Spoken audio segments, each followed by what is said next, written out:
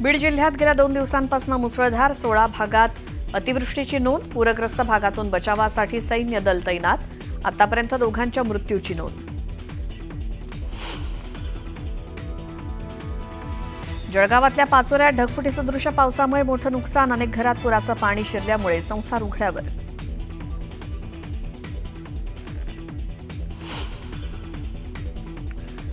मुंबईच्या वरळीत आज भाजपचा विजय संकल्प मेळावा। ठाकरेंच्या बालेकिल्ल्यातून भाजप मुंबई पालिका निवडणुकीचं पुंगणार रणशिंग। मुख्यमंत्र्यांच्या भाषणाकडे लक्ष।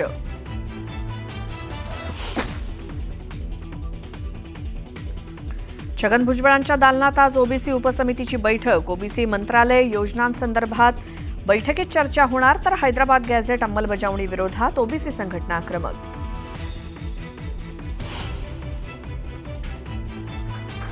अजित पवारांच्या राष्ट्रवादीचं 19 सप्टेंबर रोजी नागपुरात एकदिवसीय चिंतन शिबिर। आगामी स्थानिक स्वराज्य संस्थांच्या निवडणुकीच्या पार्श्वभूमीवर होणार चर्चा।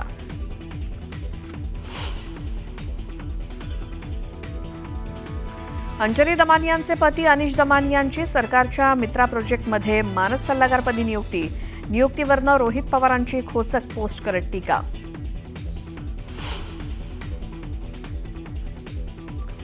मोहित कंबोज यांना शासनानं 30 एसआरए प्रकल्प दिल्याचा मुंबई काँग्रेस अध्यक्षा वर्षा गायकवाड यांचा आरोप। तर अधिकृत माहिती द्या, अन्यथा राजकारणातून निवृत्त व्हा, मोहित कंबोज यांचं खुलं आव्हान। मंचर दर्ग्याखालील भुयाराच्या वादावर पुणे जिल्हाधिकाऱ्यांकडून यशस्वी तोडगा। दोन्ही समाजाच्या मागण्या अखेर मान्य। शांतता प्रस्थापित करण्याची दोन्ही समाजाची ग्वाही।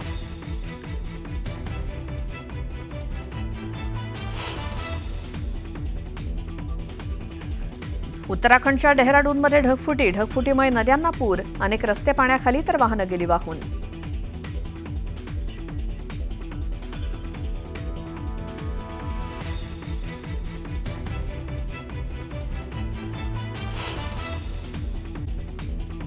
बीड जिल्ह्यामध्ये रविवारी रात्री आणि काल पहाटेपासून दिवसभर मुसळधार पाऊस पडला आणि त्यामुळे 16 मंडळांमध्ये अतिवृष्टीची नोंद झालेली आहे। बीडबद्दल आपण बोलतोय। आष्टी तालुक्यामध्ये सर्वाधिक म्हणजे 65 मिलीमीटर पाऊस झाला। आष्टीत 7 गावांमधील 51 नागरिक पुरामध्ये अडकलेले होते।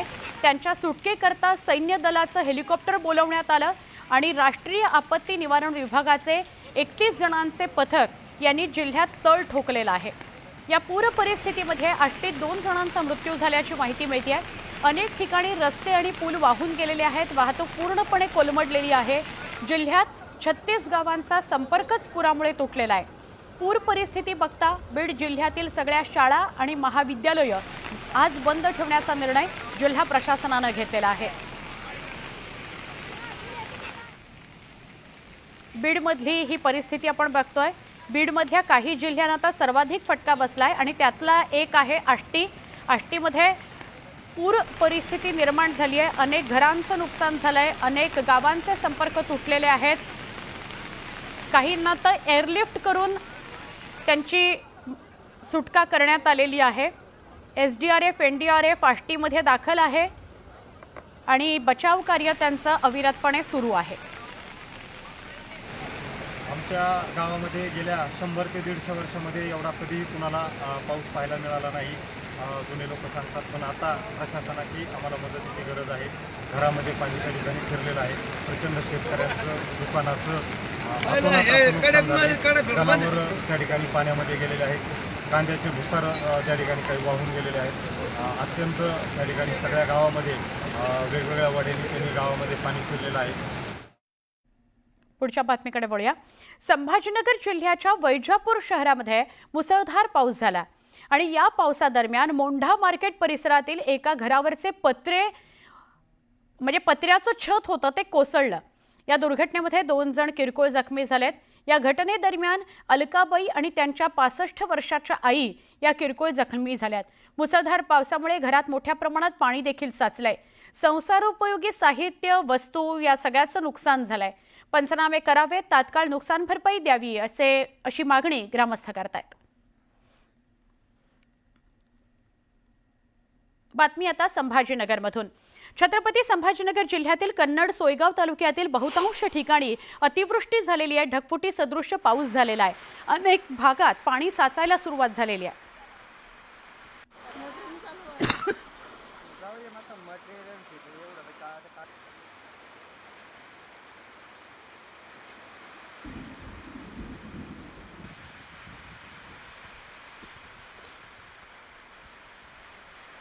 क्षमा करा, संभाजीनगरमधली बातमी आणि दृश्य आपण बघतोय.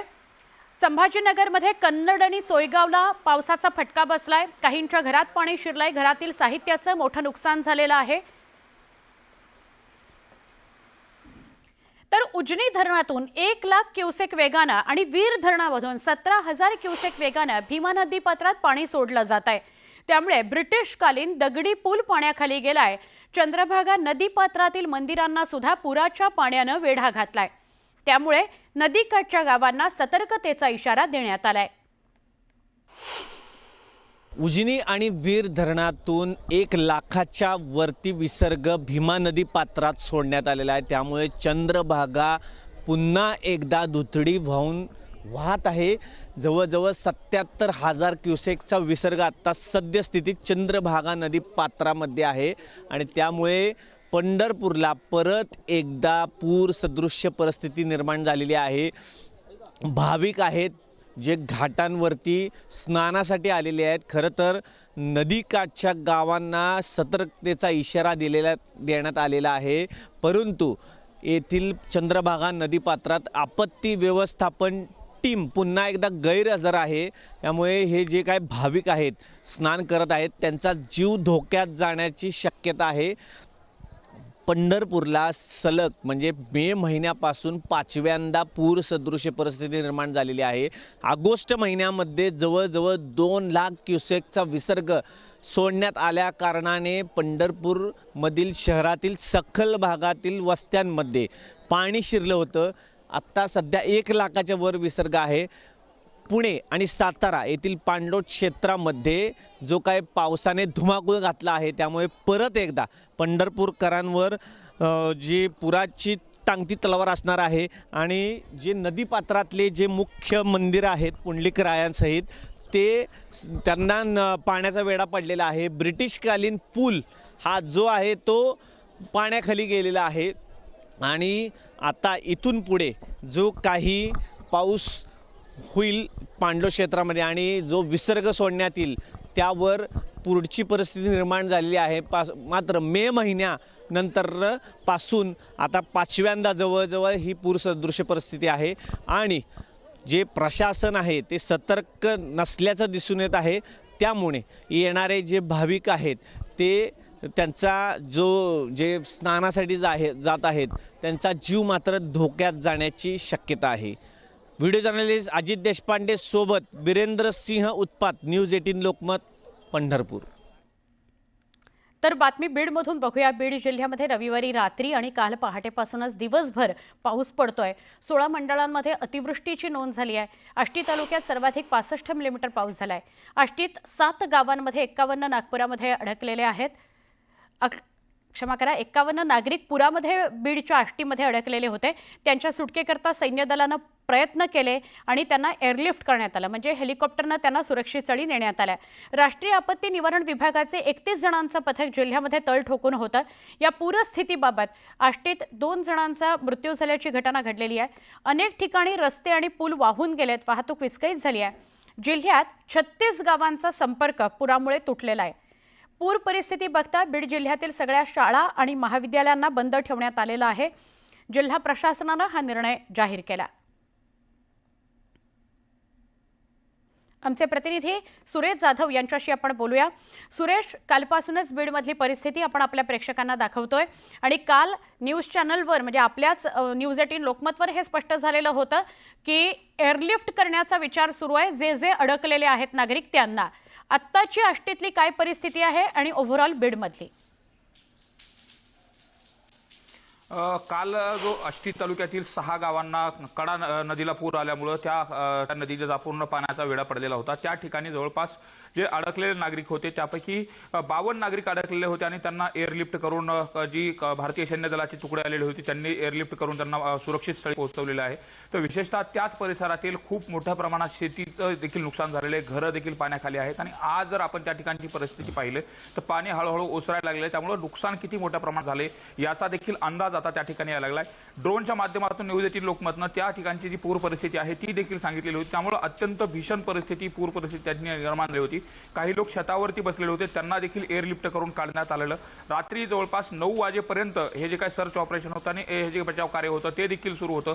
त्या ठिकाणी एनडीआरएफचं जे 31 जणांची जी टीम आहे ती देखील आज देखील तळ ठोकून आहे, का तर आज देखील हवामान खात्यानं जो जोरदार पाऊस आहे त्याचा देखील इशारा देण्यात आला आहे, त्यामुळे आजही एनडीआरएफची टीम बीडमध्ये तळ ठोकून आहे। दुसरीकडे जर बघितलं तर गोदावरी नदी पात्रामध्ये जायकवाडीमधून लाखो क्युसेक पाण्याचा जो विसर्ग केला जातो त्यामुळे गोदावरी परिसरातील जे 32 गावं आहेत ते देखील आज पूर परिस्थितीमध्ये आहेत, त्या ठिकाणी देखील पुराच्या पाण्याने वेढा दिलेला आहे, त्यामुळे तिथं देखील काही बचाव कार्य करण्याच्या अनुषंगाने आपत्ती व्यवस्थापन जिल्हा आपत्ती व्यवस्थापन यांनी देखील त्या ठिकाणी प्रयत्न करताना आपल्याला पाहायला मिळतं। तर बीड जिल्ह्यामधले जे इतर तालुके आहेत त्या ठिकाणी देखील अशीच परिस्थिती पाहायला मिळत होती। परळी, आंबेजोगाईमध्ये मांजरा नदी आहे, मांजरा नदीचे जवळपास मांजरा धरणाचे 6 दरवाजे उघडल्यामुळे त्या ठिकाणी देखील पूर परिस्थिती निर्माण झालेली होती। तर माजलगाव धरणाचे देखील काही दरवाजे उघडण्यात आले होते, त्यामध्ये 11 दरवाजे उघडण्यात आले होते आणि 19,000 क्युसेक पाणी हे सिंदपरा नदी पात्रात सोडण्यात आलेलं होतं, त्यामुळे तिथे देखील पूर परिस्थिती आहे। आज पावसाचा जोर जरी कमी झालेला असला तरी मात्र पाणी आणि पूर परिस्थिती ही कायम आहे। त्या अनुषंगाने जिल्हा प्रशासनाने शाळा महाविद्यालयांना सुट्टी दिलेली आहे आणि कुणीही नदी काठावरती जाऊ नये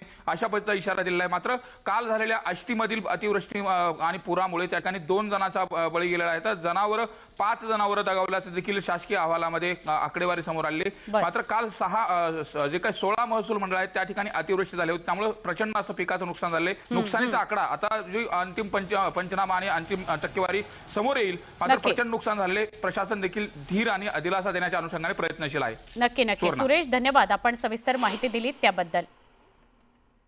16 महसूल महामंडळ जिथे अतिवृष्टी झाली आता आपल्याला सुरेश सांगत होते। आता आपण सोलापूरकडे वळूया। सोलापूर जिल्ह्यातील अक्कलकोटमध्ये मुसळधार पाऊस झाला आणि त्यामुळे खैराट गावात नागरिकांच्या घरात पाणी शिरलं। अक्कलकोट तालुक्याला पावसानं चांगलं झोडपून काढलंय, त्यामुळे नागरिकांचं मोठं नुकसान झालंय। यावेळेला अक्कलकोटला 2-3 वेळा अतिवृष्टीचा फटका बसलेला आहे। खैराट गावाचा संपर्क सुद्धा काही वेळाकरता तुटलेला होता।